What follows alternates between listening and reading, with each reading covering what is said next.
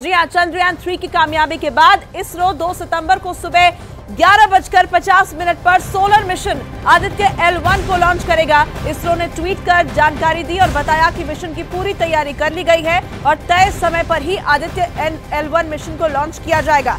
Mission Aditya L1 को लेकर इसरो ने पहली बार तस्वीरें भी जारी की है। 2 सितंबर को ये लॉन्चिंग होनी है और लॉन्च के लिए आदित्य L1 बिल्कुल तैयार है, जिसकी तस्वीरें आपको बता दें कि इसरो ने जारी की है। पहली तस्वीर आदित्य L1 की सामने आ चुकी है। इसरो ने ट्वीट कर ये जानकारी साझा की है कि मिशन का रिहर्सल जो है वो पूरा कर लिया गया है। आदित्य L1 का रिहर्सल पूरा हो चुका है। 2 सितंबर को इसकी लॉन्चिंग होनी है और चंद्रयान 3 की सक्सेस के बाद अब निगाहें जो है वो आदित्य L1 की सक्सेस के ऊपर टिकी हुई है। आदित्य L1 की ये पहली तस्वीर इस वक्त आप न्यूज़ 18 इंडिया पर देख रहे हैं। इसरो की तरफ से ये ट्वीट कर जानकारी दी गई है।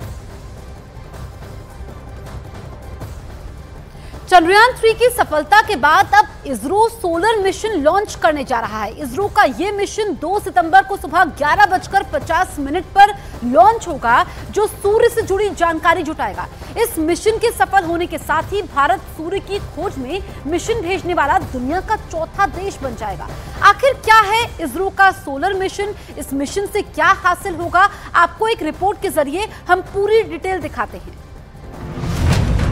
मिशन मून के बाद सोलर मिशन की तैयारी, चांद के बाद सूर्य को समझने की बारी। चंद्रयान 3 को चांद पर मिली कामयाबी के बाद अब इसरो सूर्य को समझने के लिए मिशन की तैयारी कर रहा है। कुछ ही दिनों में इसरो सूर्य के करीब अपने यान आदित्य L1 को भेजेगा। मिशन मून के लिए चंद्रयान 3 ने 3 लाख किलोमीटर की दूरी तय की। सूर्य को समझने के लिए आदित्य L1 15 लाख किलोमीटर की दूरी तय करेगा। सूर्य एक जलते हुए आग के गोले की तरह है। धरती के सबसे करीब का वो तारा है जिसकी वजह से पृथ्वी पर जीवन संभव है। अगर सूर्य की रोशनी धरती पर ना पड़े तो धरती पर जीवन संभव नहीं होगा। लेकिन कई जानकारों का मानना है कि एक वक्त ऐसा भी आ सकता है जब सूर्य से निकलने वाली सौर हवाओं की तीव्रता इतनी तेज हो जाएगी कि पृथ्वी और इसकी कक्षा में काम करने वाले सैटेलाइट्स काम करना ही बंद कर देंगे। सूर्य की इसी सौर ऊर्जा और उसके तापमान को समझने के लिए आदित्य L1 सूर्य के करीब पहुंचकर इसकी जानकारी जुटाएगा। काफी सेफ पॉइंट है लैग्रेंजियन 1, क्योंकि ये दोनों का, जैसे मैंने कहा कि गुरुत्वाकर्षण बल इन पे प्रोसेस नहीं करेगा, तो यहाँ पर हमारा यान जो है, हमारा क्राफ्ट जो ऑब्जर्वेटरी है, वो काफी सेफ रहेगी। क्योंकि सूरज का तापमान जो है वो वेरी करता है। उसका इंटरनल कोर का तापमान अलग है और बाहर का स्फेयर का तापमान जो है वो अलग है, परंतु इस लैग्रेंजियन 1 पॉइंट पर इस तापमान का असर नहीं पड़ेगा। तो हमारा क्राफ्ट जो यान जो है हमारा, वो पूरी तरह से यहाँ पर अपने निश्चित समय तक ऑब्जर्वेशन कर आंकड़े इसरो तक पहुंचा सकते। आदित्य L1 को पृथ्वी से सूर्य की ओर करीब 15 लाख किलोमीटर पर स्थित लैग्रेंज 1 पॉइंट तक पहुंचना है। पृथ्वी से सूर्य की दूरी 14 करोड़ 96 लाख किलोमीटर है। आदित्य L1 को जिस लैग्रेंज 1 पॉइंट पर भेजा जाएगा वो 15 लाख किलोमीटर दूर है। यहाँ तक पहुँचने में इसे करीब 120 दिन यानी 4 महीने लगेंगे। धरती और सूर्य के बीच कुल 5 लैग्रेंज पॉइंट हैं। इन पॉइंट्स पर गुरुत्वाकर्षण सेंट्रीपेटल फोर्स के बराबर हो जाता है, मतलब अंतरिक्ष यान कम ईंधन में सूर्य के चक्कर लगा सकता है। हालांकि आदित्य L1 मिशन को सभी 5 लैग्रेंज पॉइंट को ध्यान में रखते हुए तैयार किया गया है, लेकिन मिशन को कामयाब बनाने के लिए यह जरूरी है कि आदित्य L1 को उस पॉइंट पर भेजा जाए जहां मिशन के सफल होने की संभावना ज्यादा हो और जटिलताएं कम। आदित्य L1 सूर्य के फोटोस्फीयर यानी सूर्य का वो हिस्सा जिसे हम देख सकते हैं, सूर्य का बाहरी वायुमंडल क्रोमोस्फीयर यानी फोटोस्फीयर के ठीक ऊपर वाली सतह और कोरोना जो सूर्य के कुछ हजार किलोमीटर ऊपर है, इसके चुंबकीय क्षेत्र, टोपोलॉजी और सौर वायु के बारे में जानकारी जुटाएगा। वो जो आदित्य L1 मिशन है वो उसको L1 क्यों कहा गया है? हाँ, मैं यही पूछने वाली थी कि आदित्य मिशन तो समझ आता है, लेकिन L1 क्यों?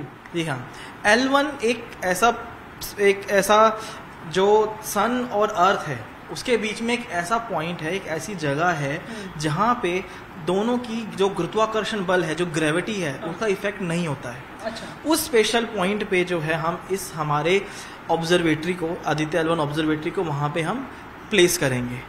ताकि, और दूसरी खास बात है इस पॉइंट की कि इस पॉइंट से हमें सन जो है बिना किसी झंझट के, बिना किसी एक्लिप्स के, बिना किसी एक्लटेशन के पूरे टाइम विजिबल रहेगा और हम पूरी तरीके से उसकी स्टडी कर सकेंगे। इसरो के मुताबिक इस मिशन का लक्ष्य क्रीमोस्फीयर, कोरोना, सूर्य के तापमान, कोरोना के तापमान, कोरोनल मास इजेक्शन, सूर्य से निकलने वाली आग के निकलने के पहले और बाद की गतिविधियां, अंतरिक्ष मौसम जैसी जानकारियां जुटाएगा। आदित्य L1 अपने साथ 7 पेलोड लेकर जाएगा। इनमें से 4 पेलोड लगातार सूर्य पर नजर बनाए रखेंगे और 3 पेलोड लैग्रेंज 1 पर कणों और दूसरी गतिविधियों पर शोध करेंगे। सूर्य की जानकारी जुटाने के लिए आदित्य L1 को लॉन्च कर भारत ऐसा करने वाला चौथा देश बन जाएगा। इससे पहले अमेरिका, रूस और यूरोपीय स्पेस एजेंसी इस तरह का मिशन सूर्य की जानकारी जुटाने के लिए भेज चुकी है।